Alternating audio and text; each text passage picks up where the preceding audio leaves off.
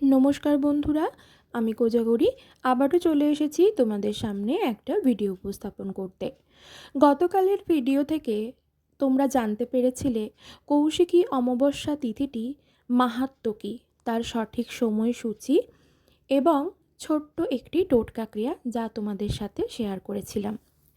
আজ তোমাদের সাথে যেটা শেয়ার করব সেটা হলো কৌশিকী অমাবস্যার দিন ভুল করেও 5টি যে কাজ করবে না, যেটা করলে মা ক্ষুব্ধ হবেন এবং মায়ের কৃপা লাভ করতে পারবে না তোমরা, এবং বাড়িতে অর্থ, অন্ন, বস্ত্রের অভাব দেখা দেবে, নেতিবাচক শক্তির প্রবেশ ঘটবে যদি ভুল করেও এই 5টি কাজ করো। আজ তোমাদের জানাবো যে কৌশিকী অমাবস্যার দিন ভুল করেও যে 5টি কাজ করবে না। এছাড়াও তোমরা স্ক্রিনে দেখতে পাবে কৌশিকী অমাবস্যার সঠিক সময়সূচি, অর্থাৎ গতকালের ভিডিওতে যেমন তোমরা দেখতে পেয়েছিলে কৌশিকী অমাবস্যা তিথিটি শুরু কখন হচ্ছে এবং কৌশিকী অমাবস্যা তিথিটি সমাপ্ত কখন ঘটছে, সেটা যেমন দেখতে পেয়েছিলে আজও দেখতে পাবে, চাইলে স্ক্রিনশট নিয়ে রেখে দিতে পারো। আমাদের সনাতন হিন্দু ধর্মে বছরে 12টি পূর্ণিমা, 12টি অমাবস্যা তিথি থাকে। এই তিথিগুলি অত্যন্ত গুরুত্বপূর্ণ হয়ে থাকে। সেই বিষয়ে গতকালে তোমাদের সাথে আলোচনা করেছি, আজ তা হলেও হালকা করে একটু বলে দেবো। সমস্তটাই জানাবো, তবে চলো তার আগে আমার চ্যানেলের ইন্ট্রোটা দিয়ে ফেলি। যারা ইউটিউব থেকে দেখছো তাদেরকে জানাই আমি ওমের মা চ্যানেল থেকে সবাইকে সুস্বাগতম। আশা করি সকলে খুব ভালো আছো, সুস্থ আছো। আর যারা আমার ফেসবুক পেজ কোজাগরি ঘোষ এইখান থেকে ভিডিওটি দেখছো তাদেরকেও সুস্বাগতম জানাই। বন্ধুরা, ভিডিওটি ভালো লাগলে একটা লাইক আশা করব, শেয়ার করো আপনজনেদের সাথে, কমেন্ট করে জানিও যদি কিছু জানার থাকে, অবশ্যই আমি তোমাদের কমেন্টে রিপ্লাই দেবো। তো চলো আর বিশেষ দেরি না করে শুরু করি আসল তথ্যে। বন্ধুরা, পূর্ণিমা তিথিতে সাধারণত সমস্ত রকমের শুভ কাজকর্ম করা হয়ে থাকে, আর অমাবস্যা তিথিতে ঠিক তার উল্টো।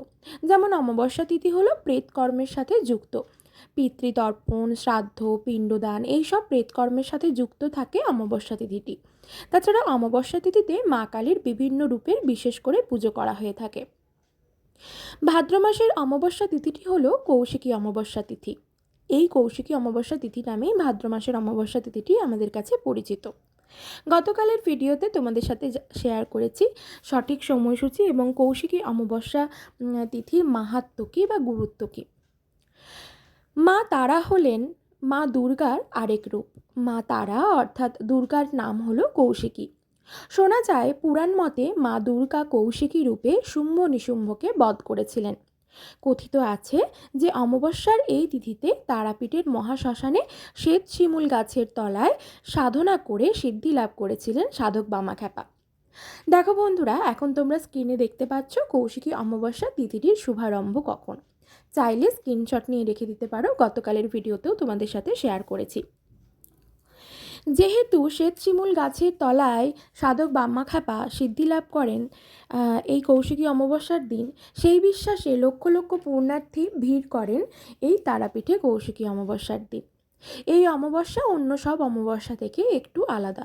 তন্ত্র ও শাস্ত্র এই অমাবস্যায় খুবই গুরুত্বপূর্ণ, কারণ এই দিন সাধনার ফলে অমাবস্যার গুরুত্ব নানান ফল পাওয়া যায়।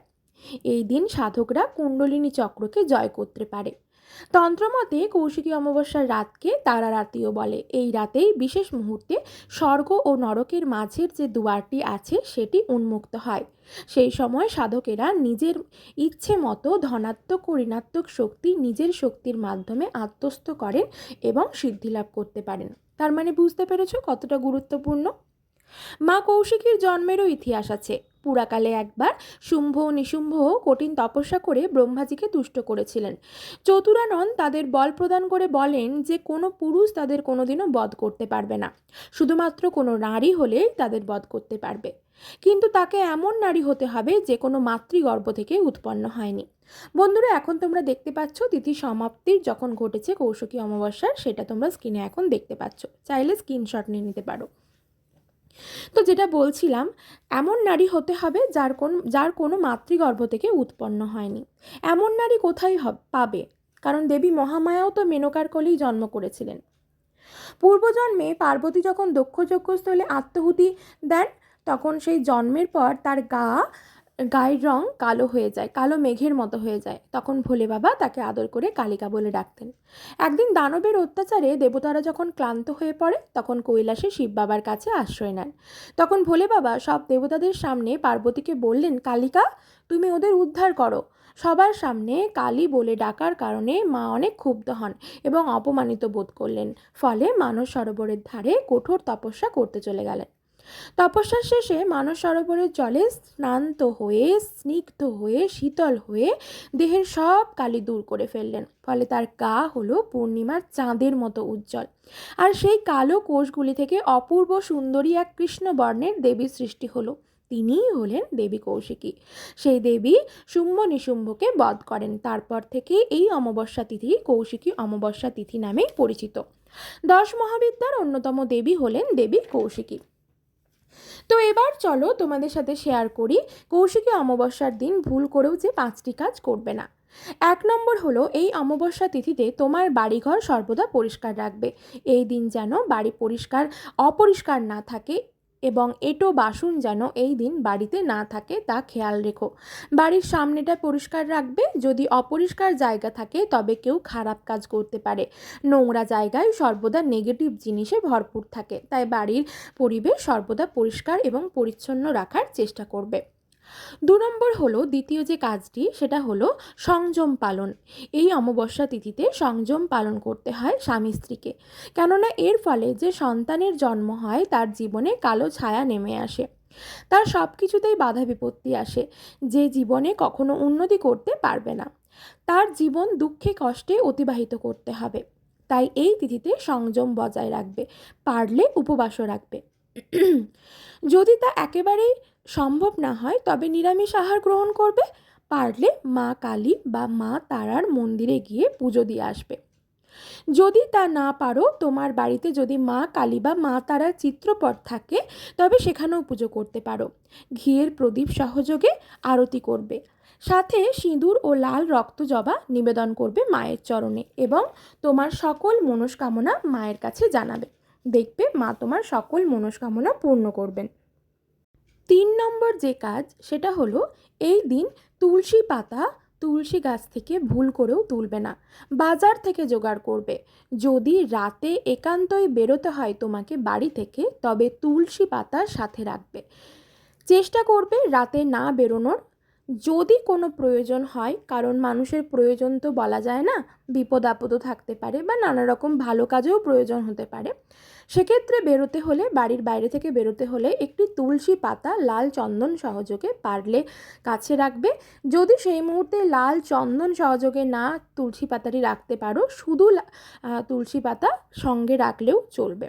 তবে চেষ্টা করবে যাতে না বেরোতে হয়, কারণ এই দিন রাতে নেগেটিভ এনার্জি প্রচণ্ড বাড়বাড়ন্ত হয়, প্রচণ্ড পরিমাণে বাড়বাড়ন্ত হয়। তাই জন্য বললাম যে রাতে না বেরোনোই ভালো।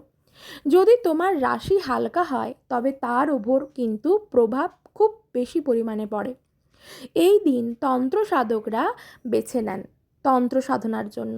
তার মানে বুঝতে পারছো, নানা রকম কুতন্ত্র ক্রিয়া করেও মানুষের নানা রকম ক্ষতি কিন্তু করা যেতে পারে এই দিন।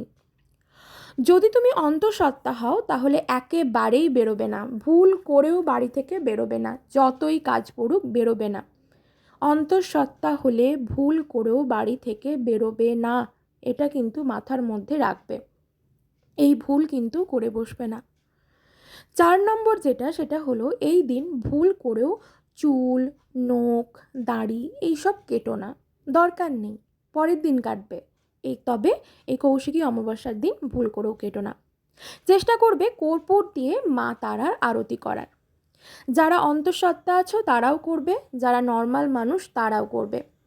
কর্পূর সহযোগে মায়ের যদি আরতি করতে পারো, তার প্রভাবে যে কর্পূরটা যখন জ্বলবে এবং সেখান থেকে যে ধোঁয়ার সৃষ্টি হবে, মা কালী বা মা তারার কোনো চিত্রপট বা বিগ্রহ যদি তোমার বাড়িতে থেকে থাকে, সেই সময় যখন তুমি এই ক্রিয়াটি করবে, সেই জিনিসটা, সেই ধোঁয়াটা যখন তোমার প্রত্যেকটা বাড়িতে যাবে, মানে প্রত্যেকটা রুমের মধ্যে ঢুকবে এবং প্রত্যেকটা মানুষের গায়ে যখন লাগবে, সেখান থেকে সকল নেগেটিভ অর্জা কিন্তু সরে যাবে। চেষ্টা করবে কর্পূর সহযোগে আরতি করার।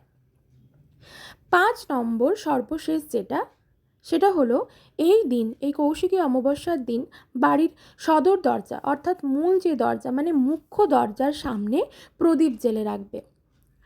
অন্ধকার করে কিন্তু ভুল করেও রাখবে না। বাড়ির দরজার দুই পাশে তিল তেলের প্রদীপ জ্বালিয়ে রাখতে পারলে বেশ ভালো হয়।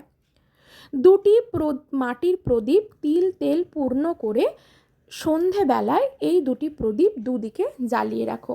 প্রদীপটি মেঝেতে মাটির মধ্যে আলগা রাখবে না, একটু আতপ চাল একটু ফুলের পাপড়ি ছড়িয়ে তার উপর প্রদীপটি প্রজ্বলিত অবস্থায় রাখবে। যদি কেউ প্রদীপ প্রজ্বলন করতে না পারো সেক্ষেত্রে বাড়ির বাইরে অবশ্যই লাইট জ্বেলে রাখবে। অন্ধকার করে কৌশিকী অমাবস্যার দিন রাখবে না। সকলে খুব ভালো থেকো, সুস্থ থেকো।